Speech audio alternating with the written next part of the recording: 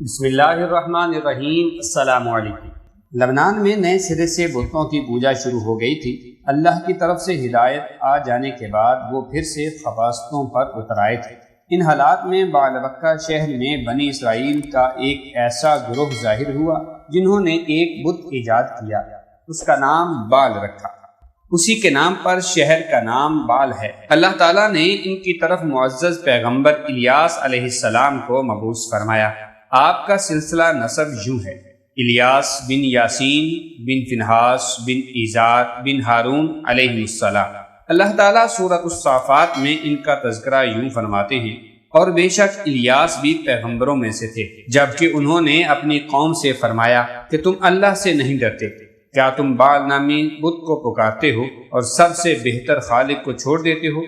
اللہ جو تمہارا اور تمہارے اگلے تمام باپ دادوں کا رب ہے۔ لیکن قوم نے انہیں جھٹلایا، پس وہ ضرور عذاب میں حاضر کیے جائیں گے، سوائے اللہ کے مخلص بندوں کے۔ ہم نے الیاس کا ذکر خیر پچھلوں میں بھی باقی رکھا کہ الیاس پر سلام ہو، ہم نیکی کرنے والوں کو اسی طرح بدلہ دیتے ہیں، بے شک وہ ہمارے ایماندار بندوں میں سے تھا۔ قرآن مجید میں ان کا نام الیاس بتایا ہے۔ انجیل یوحنا میں ان کو ایلیا نبی کہا گیا ہے۔ بعض آثار میں ہے کہ الیاس اور ادریس ایک ہی نبی کے دو نام ہیں، لیکن یہ بات درست نہیں ہے، کیونکہ اول تو یہ آثار سند کے اعتبار سے قوی نہیں کہ قرآن مجید نے سورۃ الصافات اور سورۃ الانعام میں الیاس علیہ السلام کے جو حالات اور اوصاف بیان کیے ہیں، ان میں سے کسی ایک جگہ بھی یہ اشارہ نہیں ملتا کہ الیاس علیہ السلام کو ادریس بھی کہا جاتا ہے، اور نہ ہی سورۃ الانبیاء میں جہاں ادریس علیہ السلام کا تذکرہ ہے کوئی ایسا اشارہ ملتا ہے کہ ان کو الیاس بھی کہا جاتا۔ مورخین نے ادریس اور الیاس علیہ السلام کے جو نسب نامے بیان کیے ہیں،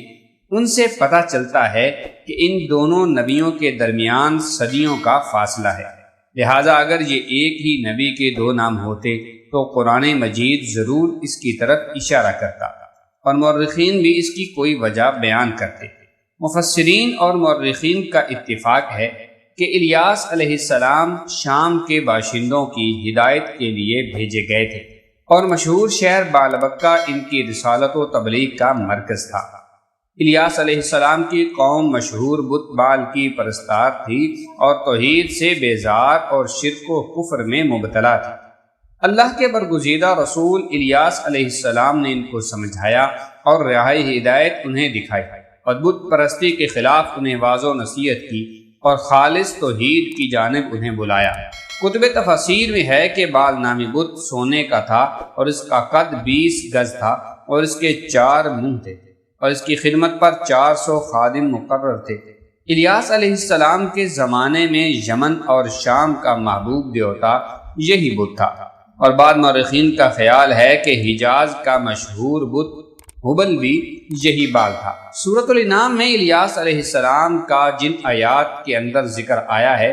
وہ نوح اور ابراہیم علیہ السلام کی اولاد اور ان کی نسل کے انبیاء اور رسول کی ایک مختصر فہرست ہے۔ اللہ تعالیٰ سورۃ الانعام میں فرماتے ہیں: اور ہم نے ان کو اسحاق دیا اور یعقوب، ہر ایک کو ہم نے ہدایت کی، اور پہلے زمانے میں ہم نے نوح کو ہدایت کی اور ان کی اولاد میں سے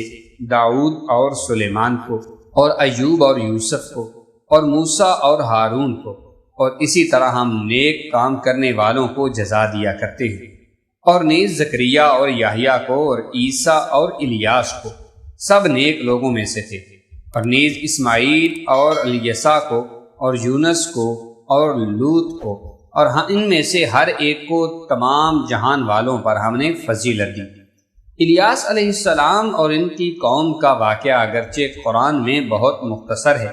تاہم اس سے یہ سبق حاصل ہوتا ہے کہ بنی اسرائیل کے یہود کی ذہنیت اس درجہ مسخ ہو چکی تھی کہ دنیا کی کوئی برائی ایسی نہیں تھی کہ جس کے کرنے پر یہ حریص نہ ہوں، اور کوئی خوبی ایسی نہ تھی جس کے دل دادا ہوں، اور انبیاء و رسل کے ایک طویل اور مسلسل سلسلے کے باوجود بت پرستی، نجوم پرستی، غرض غیر اللہ کی پرستش کا کوئی شعبہ ایسا نہ تھا جس کے یہ پرستار نہ بنے ہوں۔ قرآن مجید میں بنی اسرائیل سے متعلق واقعات میں جہاں ان کی بدبختی پر روشنی پڑتی ہے وہاں ہمیں یہ نصیحت و عبرت بھی حاصل ہوتی ہے کہ اب جب کہ انبیاء و رسول کا سلسلہ ختم ہو چکا اور خاتم النبیین صلی اللہ علیہ وسلم کی نبوت اور قرآن مجید کے آخری پیغام نے اس سلسلے کو ختم کر دیا، تو ہمارے لیے ازحد ضروری ہے کہ بنی اسرائیل کی فطرت اور تباہ ذہنیت کے خلاف احکام الہی کو مضبوطی سے پکڑیں اور ان میں ہیلا سازی اور ٹیڑھپن سے کام نہ لیں، ان کی خلاف ورزی کی جرت نہ کریں، اور ہمارا شیوا سر تسلیم خم ہونا چاہیے، نہ کہ انکار و انحراف۔ اسلام کے یہی اور صرف یہی معنی ہے۔ اس امید کے ساتھ کہ آپ کو یہ ویڈیو ضرور پسند آئے گی، ملتے ہیں ایک نئی اور دلچسپ معلوماتی ویڈیو کے ساتھ۔ دیکھتے رہیے Urdu get info YouTube channel, اور اگر آپ ہمارے چینل پر نئے ہیں چینل کو سبسکرائب ضرور کر دیجئے اور بیل نوٹیفیکیشن کو آل پہ کلک کر دیجئے۔ اللہ حافظ۔ اللہ تعالی ہم سب کا حامی و ناصر ہو، آمین ثم آمین۔